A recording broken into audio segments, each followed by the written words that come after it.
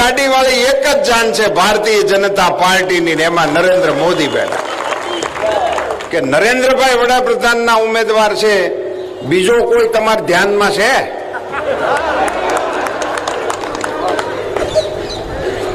કોઈ ધૂણીને કહેતું નથી કે મારે થાવું છે વડાપ્રધાન, એકલા જ છે. બાકી કોઈ વડાપ્રધાનની લાઈનમાં છે જ નહીં. બીજી બધી પાર્ટીઓ ચૂંટણી લડે છે પણ વડાપ્રધાન વગેરેની. લગ્નની જાનમાં ગાડા જોડ્યા છે, બસું જોડી છે, પણ વરરાજાની ગાડી નથી. વરરાજાની ગાડી વાળી એક જ જાન છે ભારતીય જનતા પાર્ટીની, એમાં નરેન્દ્ર મોદી બેઠા. બાકી બધી જાનમાં ખાલી લક્ઝરી છે, ઓલી ફૂલ વાળી ગાડી નથી. વરરાજાની ગાડી હોય ને નોખી હોય, એમાં ફૂલ શણગારેલા હોય, એક પાંદડું દોરેલું હોય, એમાં તીર માર્યું હોય.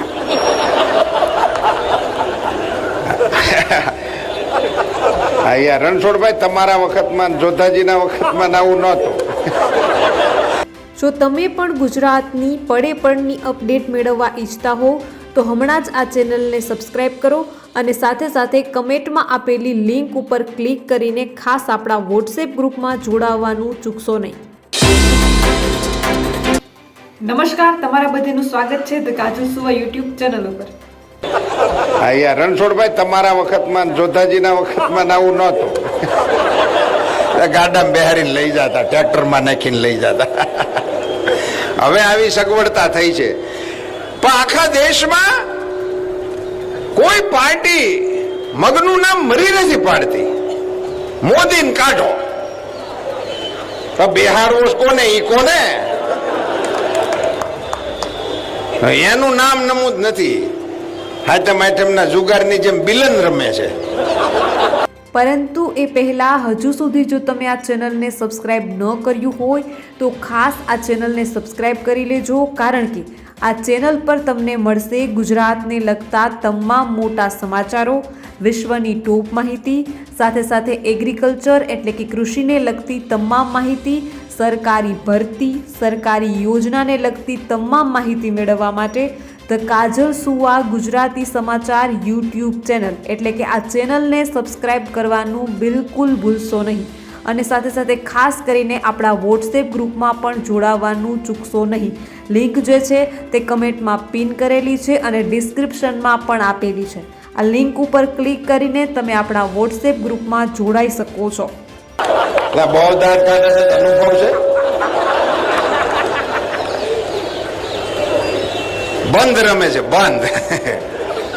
અંદરથી ભલે દુગી નીકળે, ખોલામણ કોઈ નહીં દે. નેતા નથી, નિયત નથી. એની ઉપર હું છેલ્લે આવીશ ત્યારે તમને કહીશ કે કોંગ્રેસ પાર્ટી કયો એજન્ડા લઈ અને આપની વચ્ચે મત માંગવા માટે આવી છે, એને ઓળખાણ કરાવવા માટે તમને કહીશ. ને હું આ જોધાજીને અભિનંદન આપું છું. જોધાજી, તમે એવા સમયે કોંગ્રેસ વેચવા માટેનો પ્રયાસ. નરેન્દ્રભાઈ વડાપ્રધાન બન્યા મિત્રો, આ દેશની રાજનીતિમાં, આપણા દેશના વહીવટમાં પાયાના ફેરફારો કરવાનું શરૂ કર્યું. આ વિશાળ સંખ્યામાં ઉભેલા આપ સૌ નાગરિકોમાં સરપંચો ઘણા બેઠા છે. સરપંચો હોય જરાક હાથ ઊંચો કરજો જી. ખમા જીવતા રાખે માતાજી, હાજા નરવા રાખે. સરપંચોનું ધ્યાન રાખવું પડે, ગામ ધણી કહેવાય છે. ભાઈ, આ સરપંચોને હમણાં એક સભામાં મેં પૂછ્યું હતું, નજીક એક સરપંચ બેઠા હતા કે કેટલા રૂપિયા તમને ભારત સરકાર તરફથી મળ્યા? સાહેબ મને જણાવતા પાટણની સભામાં અમારા જૂના પંચાયત મંત્રી બેઠા છે એટલે યાદ આવે છે. એમણે એમ કહ્યું કે 50 લાખ રૂપિયા મારા ગામમાં ભારત સરકાર તરફથી આવ્યા. 50 લાખ રૂપિયા એક ગામની પંચાયતને ભારત સરકાર આપે અને એ સીધા એના ખાતામાં આપે. વચ્ચે એને કોઈની પાસે હાથ લાંબો કરવા જવાની જરૂર ન પડે. આ પંચાયતોને તમે 50 વર્ષ સુધી કોંગ્રેસના રાજમાં રાખી કેવી રીતે? સરપંચ એટલે આપણી લોકશાહીની પહેલી ઈંટ કહેવાય. ત્યાંથી આપણી લોકશાહી શરૂ થાય. હું તો દાવા સાથે કહું છું સાહેબ કે સંસદની ચૂંટણી કરતા સરપંચની ચૂંટણી અઘરી હોય છે. દોરા ઉપર દોરો મુકાતો હોય, એક ઘરમાંથી મતના ભાગ પડતા હોય, એમાંથી સરપંચ થવું પડે. હવે એ સરપંચોને કોઈ અધિકાર જ નહીં. એક ટ્રેક્ટર રેતી નખવી હોય તો સરપંચ પાસે કાંઈ ન હોય. 25-30 વર્ષ તો આઝાદી પછી સરપંચો પાસે તલાટીઓએ પોટલા ઉપડેલા. તલાટી ઓફિસે જાય, સરપંચ ને હારે લઈ જાય, દફતર સરપંચ ઉપાડે. અમે હોંગાઈમાં ધારાસભ્ય 90માં 91માં થયેલા ત્યારે સરપંચો મળવા આવે તો આપણે પૂછી કે હું સરપંચ આ બધી આટલી બધી હું વિગતિ લઈને આવ્યા? તો કે અમારું રેકર્ડ છે. મેં કીધું તું લઈને હું ફરસ? રેકર્ડ છે તલાટી ની હાટું રેખા હે. 30 વર્ષ તો રેકર્ડ ઉપડ્યું. ગામમાં આવકનું 1 પૈસાનું સાધન નહીં. એક તગારું માટી નાખવાથી ખાડો પુરાય એવડો ખાડો પડ્યો હોય ને તો કોઈ એક તગારું માટી નાખે નહીં, સરપંચ ને ગાળું દીધા રાખે. આ મારો રોયો કાંઈ કરતો નથી. કોઈ આવકનું સાધન નહીં. અને આ સીસીટીવી કેમેરા તો હમણાં આવ્યા. બાકી આપણી જૂની સિસ્ટમના સીસીટીવી કેમેરા ગામના પાદરમાં 7-8 બેઠા જ હોય. ગામો ગામ તમને આમાં મળે. એને હું કહો છો એ આપું. 5 સીસીટીવી કેમેરા છે. એનું કામ શું? તો ગામમાં સરનામા વગરના જેટલા મહેમાન આવે ને એને સરપંચની ડેલી દેખાડે. ઓલી ડેલી સરપંચની ન્યા વિયા જાઓ. પછી ડીડીટી વાળા આવે, જમાદાર આવે, ડીએસપી આવે, કલેક્ટર આવે. અમારી બાજુ તો ગિરનારની જાત્રાએ જતા નાગા બાવાય આવે. ઈ જ્યાં બાજુમાં ગામના પાદરમાં ઉતારો કરે ને સરપંચને સમાચાર મોકલે, બચ્ચા પક્કી રસોઈ તેરે સે લેંગે હમ. એ સરપંચ એને પાકી રસોઈ એને દેવાની. આવકના નામનું સાધન નહીં. આ જૂની પેઢીના લોકો બેઠા છે ને એને ખબર હશે કે જો 2-3 વખત કોઈક સરપંચ રહી ગયો હોય ને તો 2-3 વીઘા ઓછી કરી હોય. આ હતી આપણી વ્યવસ્થાઓ. અમારે કેસી પટેલ સાહેબે યાદ કરે, હું એક વખત ધ્વજવંદનના કાર્યક્રમમાં એક ગામમાં જઈ છેડ્યો, ધારાસભ્ય હતો.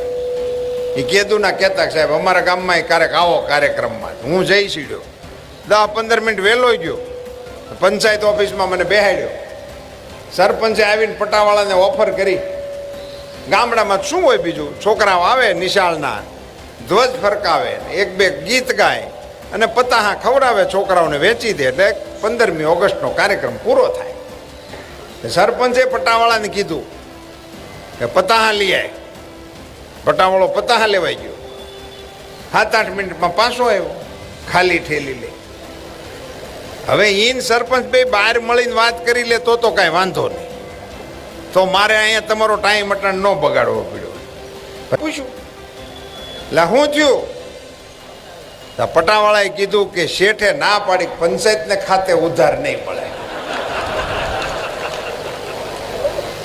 15મી ઓગસ્ટના પતાહા પંચાયતના ખાતે નહોતા આપતા.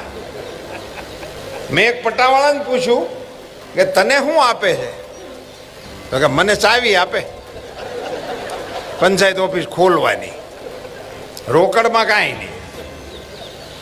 આવી રીતે પંચાયતો હાલતી હતી મિત્રો. આઝાદી પછી પહેલી વખત ભારતના 2.5 લાખ સરપંચોના ખાતામાં 2 લાખ કરોડ રૂપિયા મોકલવાનું કામ નરેન્દ્રભાઈ મોદીએ કર્યું. હું યાદ કરાવું, કોંગ્રેસના વડાપ્રધાન શ્રીમાન રાજીવ ગાંધીજી હતા. એમણે નિવેદન કર્યું હતું વડાપ્રધાન તરીકે કે હું દિલ્હીથી રૂપિયો મોકલું, ગામડામાં પોગતા પોગતા 15 પૈસા થઈ જાય છે. આ મારો આક્ષેપ નથી, રાજીવ ગાંધીનું પોતાનું નિવેદન છે વડાપ્રધાન તરીકેનું. રૂપિયો 15 પૈસા થઈ જાય ગામમાં પોગતા પોગતા. હવે તમે ખાલી એટલું વિચારો કે 1 રૂપિયાનું કામ આપણે ગામમાં કરવું હોય ને ભારત સરકારનો રૂપિયો તમારા ગામમાં આવે ને 15 પૈસા થઈ જાય તો એ કામ પૂરું ક્યારે થાય? 15 હતા પછી લંતર હો, હોટિયું ખાઈને ગોખેલા ગળિયા, એટલે યાદ છે. 7 વર્ષે થાય 1 રૂપિયાનું કામ. ત્યાં તો સરપંચ બદલી ગયા હોય 5 વર્ષે, એટલે થાય જ નહીં. આવી સ્થિતિ આ દેશની હતી. તેમ છતાં અને વડાપ્રધાન પોતે જાણતા હોવા છતાં એનો કોઈ ઈલાજ નહોતા કરી શક્યા. હું તો ઘણી વખત હસતા હસતા કોંગ્રેસના આગેવાનોને વિનંતી કરું છું કે તમારા વડાપ્રધાનનો પ્રશ્ન હતો એ અમારા વડાપ્રધાને ઉકેલી નાખ્યો છે, એટલા પૂરતો તો આભાર માનો. આજે દિલ્હીથી નીકળેલો રૂપિયો આખે આખો પંચાયતના ખાતામાં આવે છે, એને કોઈ અડી ન શકે, એને કોઈની પાસે જવું ના પડે. આ પ્રકારની વ્યવસ્થા ગ્રામ પંચાયતોને તાકાત આપવાનું કામ નરેન્દ્રભાઈ મોદીએ કર્યું છે.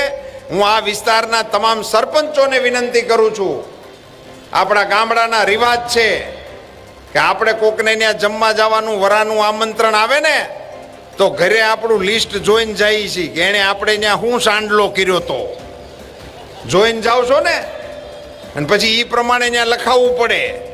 એને 51 કર્યા હોય તો આપણે 10 લખાવી ન અવાય. આ વ્યવહાર છે ને. તો આ સરપંચોને આઝાદી પછી અધિકાર અને પૈસા આપવાનું કામ નરેન્દ્રભાઈ મોદીએ કર્યું છે. વ્યવહાર નરેન્દ્રભાઈ મોદીએ ભર્યો છે. 23મી તારીખે વ્યવહાર ભરવાનું ટાણું તમારે છે.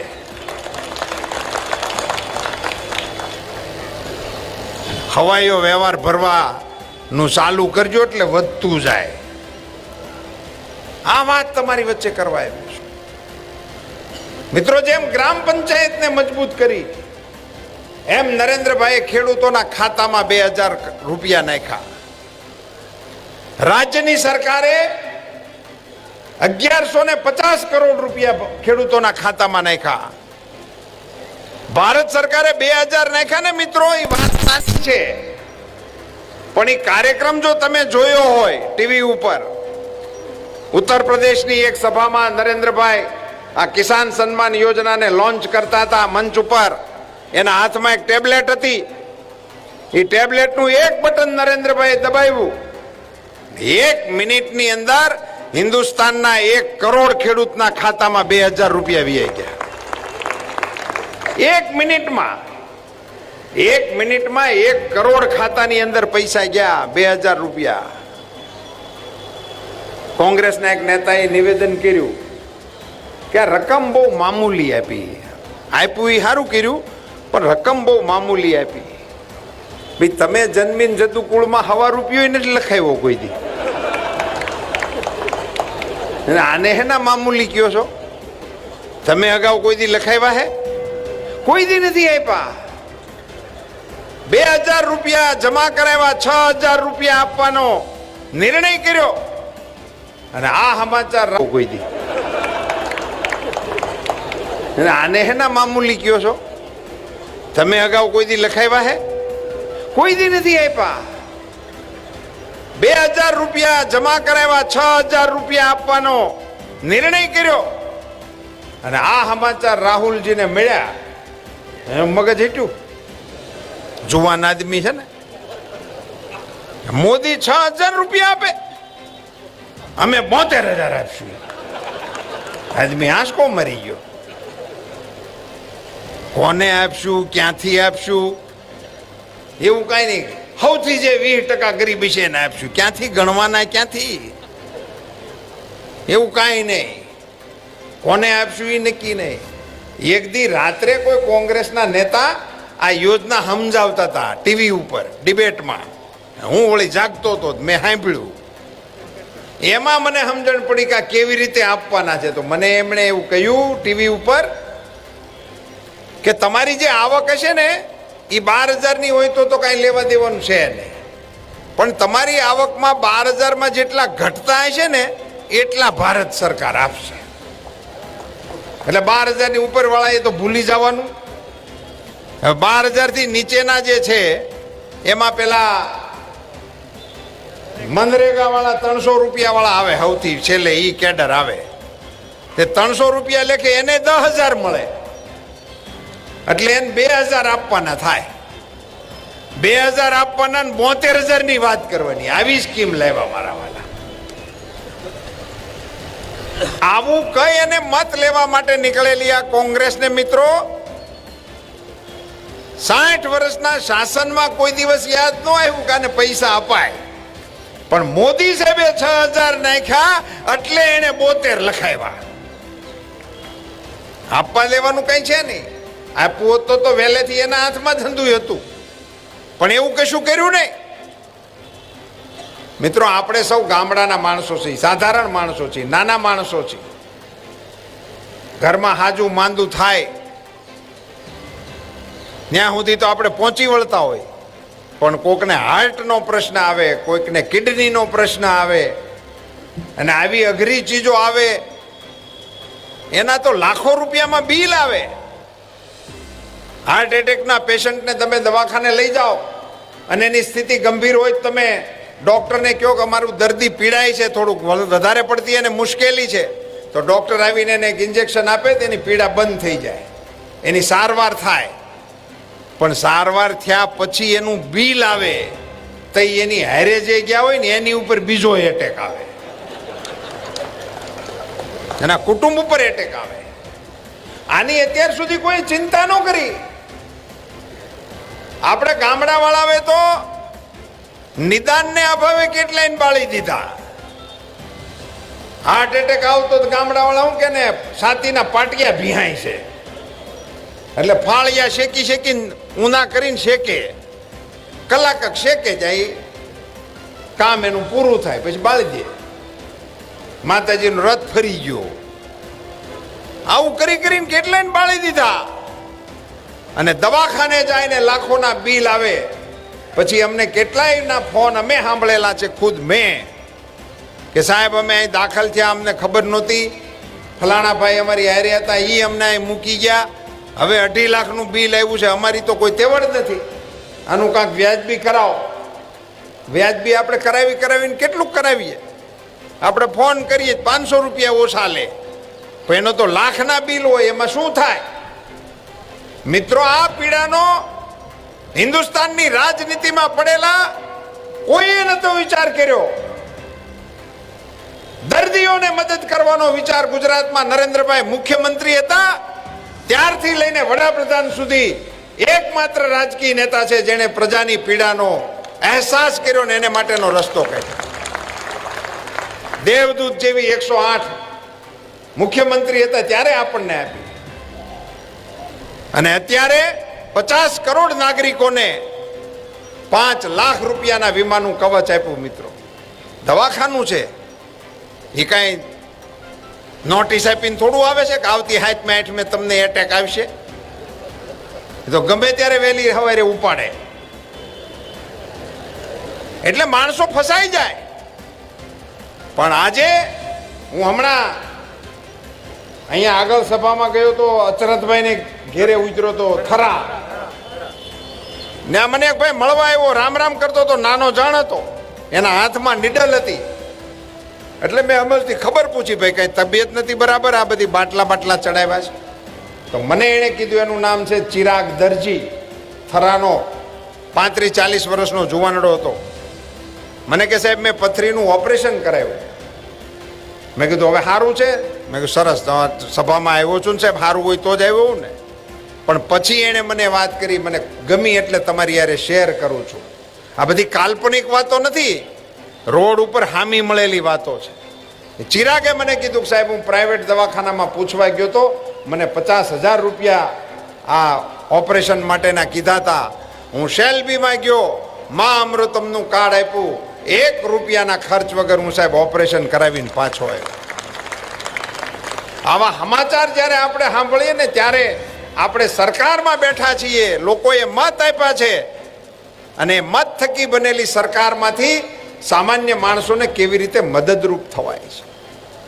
પણ આ અમારા કોંગ્રેસના મિત્રોને દેખાતું જ નથી. પણ કેવી રીતે દેખાય? અત્યારે હવે આ વડવાગોળું બહાર નીકળી હોય, બાકી આખો દી ઊંધી જ ટીંગાયેલી રહે ઝાડવા. એટલે જ્યારે દિવસ હોય ને ત્યારે એ બહાર જ ન નીકળે. ચામાચીડિયા શું કયો જાણી કોઈ? હા, ચામાચીડિયા એ દિવસના 12 જ ન નીકળે. દી આંચમાં કેડે ઉપડે ફુર કરતા કાન પાસેથી જાય. હવે એને કેમ સમજાવું કે દી ઉગે છે, આવો ઉગે છે સરસ, ભલે ઉગા ભાણ ભાણ તુહારા ભામણા જીયણ મરણ લગ માણ રાખે કાશ્યપ રાવતા. એને ક્યાંથી સમજણ પડે? જોયું જ નથી એને. હું તો માતાજીને પ્રાર્થના કરું કે કોઈને આવી અકસ્માતની ઘડી નો આવે અને હવ હાજા નરવા રે, અને હામાવાળા છે એ તો 100 વર્ષના થાય. આપણને વિરોધ પક્ષ પ્રત્યે બહુ માન છે. અમારી તો મોટા ભાગની ઇનિંગ વિરોધમાં ગઈ. આ તો હમણાં બેટ્સમેન હારો આવ્યો છે, દાવ લે છે. અમે કઈ ઓછી ફિલ્ડિંગ ઉભરી હે? વીણાઈમાં જ રેખ્યા દડા. હવે અંચઈ કરે છે દાવ દેવામાં.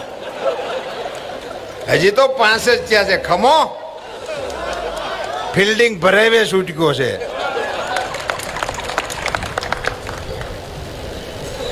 એટલે અમને એના પ્રત્યે માન છે. પણ તમે લોકો કોઈક મુદ્દાની વાત કરો, કાંઈક એમાં ઘટતું હોય તો વાત કરો. 108 જેવી એમ્બ્યુલન્સની તમે ટીકા કરો, એમાં એમ કહો કે ભાઈ આમાં આટલું વધારાનું કરવાની જરૂર છે, તો સમજી શકાય. પણ કંઈ કર્યું જ નથી એવું કહો તમે લોકોની વચ્ચે જઈને. અને એટલે મારે કહેવું પડે છે કે અમે કાંઈ ન કર્યું હોય ને તો તમને ન કરે. નારાયણને ક્યારેક આવી અકસ્માતની ઘડી આવે ને તો 108માં ફોન ન કરતા, એ કાંઈ કરેલું નથી. હાંડિયા ગાડી બોલાવજો, એમાં નાખીને ઉપાડવો. લીમડો હાંડિયો ખાતો જાય ને બાટલો સડતો જાય. સવો કોણ તમે લોકો? આવી રીતે તમે લોકોની વચ્ચે લોકોને ગુમરાહ બનાવવાની સ્કીમો કરો છો. મિત્રો, નરેન્દ્રભાઈ મોદીએ આ સીધા પૈસા લાભાર્થીના ખાતામાં નાખવાનો નિર્ણય કર્યો. એને માટે આધાર કાર્ડની સિસ્ટમ બનાવી, જનધનના આધારથી બેંકમાં એકાઉન્ટ ખોલાવ્યા.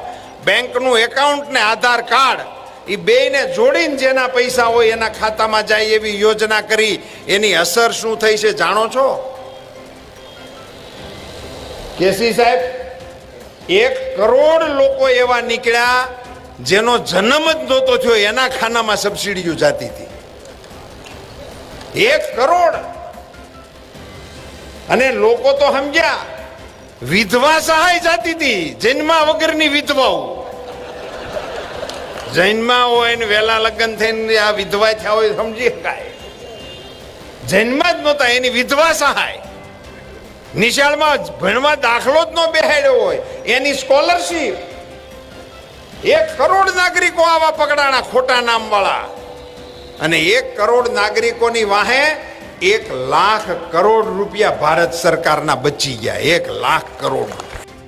તમામ દર્શક મિત્રોને ખાસ વિનંતી કે ગુજરાત, ભારત અને વિશ્વને લગતા તમામ સમાચારો તેમજ સરકારી યોજનાઓ, સરકારી ભરતી તેમજ કૃષિ એટલે કે એગ્રીકલ્ચરને લગતા તમામ સમાચારો મેળવવા માટે હમણાં જ ધ કાજલ સુવા ગુજરાતી સમાચાર યુટ્યુબ ચેનલ એટલે કે આ ચેનલને સબસ્ક્રાઈબ કરવાનું બિલકુલ ભૂલશો નહીં.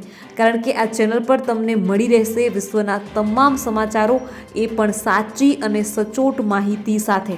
તો હમણાં જ ચેનલને સબસ્ક્રાઈબ કરી લો.